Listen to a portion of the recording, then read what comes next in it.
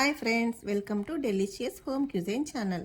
నా ఛానల్ చూస్తున్న beautiful viewers అందరికీ వెల్కమ్. ఈరోజు నేను మీకు చాలా ఈజీగా అండ్ టేస్టీగా పెరుగు యూస్ చేయకుండా స్పెషల్ చికెన్ దమ్ బిర్యానీ ఎలా చేయాలో చూపించబోతున్నాను. పదండి చేసి టేస్ట్ చేసేద్దాం. 1 కిలో చికెన్ను 1 గంట పాటు ఫ్రిడ్జ్లో పెట్టుకోవాలి. అప్పుడు చికెన్ టెండర్గా జ్యూసీగా ఉంటుంది. తినేటప్పుడు చాలా టేస్టీగా ఉంటుంది. ఇప్పుడు నీట్గా 2-3 సార్లు చికెన్ను కడిగి ఒక కడాయిలో వేసి ఆయిల్ వేయకుండా తగినంత ఉప్పు, పసుపు వేసి బాగా కలపాలి. కలిపిన తర్వాత చికెన్లో ఊరిన నీళ్ళన్నీ ఎవాపరేట్ అయ్యేదాకా ఉడికించుకోవాలి. తర్వాత స్టవ్ ఆఫ్ చేయాలి. ఇప్పుడు 3 కప్స్ బాస్మతి రైస్ తీసుకొని ఒక గిన్నెలో వేసి 2-3 సార్లు కడిగి హాఫ్ అన్ అవర్ పాటు నానబెట్టుకోవాలి. ముందుగా 4 మీడియం సైజ్ ఆనియన్స్ తీసుకొని వీడియోలో చూపించిన విధంగా కట్ చేసుకోవాలి. తర్వాత బిర్యానీ స్పైసెస్ని రెడీ చేసుకోవాలి.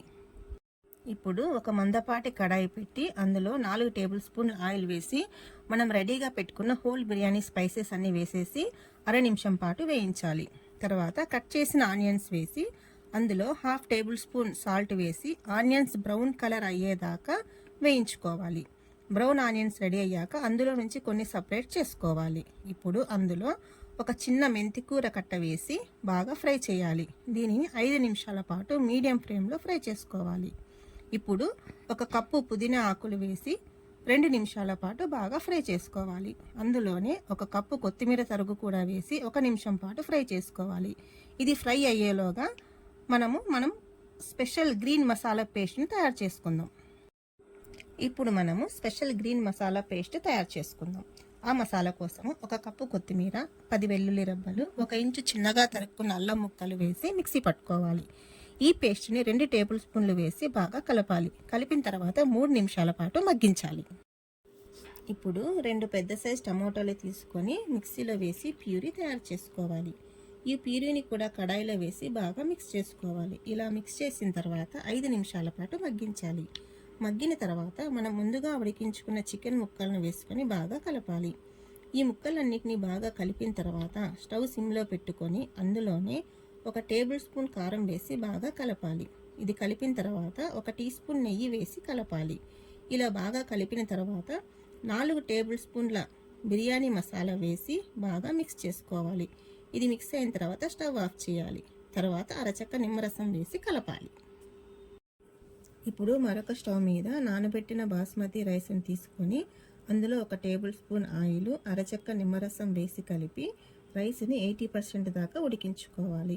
ఇలా ఉడికించిన తర్వాత కడాయిలో ఉన్న చికెన్ పైన రైస్ అంతా వేసి ఈవెన్గా స్ప్రెడ్ చేసుకోవాలి. స్ప్రెడ్ చేసిన రైస్ పైన కొద్దిగా ఉడికించిన రైస్ వాటర్ని వేయాలి.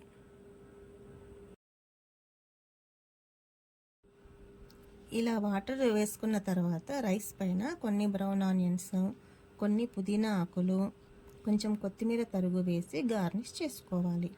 తర్వాత టిష్యూ పేపర్తో కవర్ చేయాలి. ఇలా టిష్యూ పేపర్తో కవర్ చేసిన తర్వాత కొద్దిగా వాటర్ని స్ప్రింకిల్ చేయాలి. ఆ తర్వాత చేతితో బాగా ట్యాప్ చేసుకోవాలి.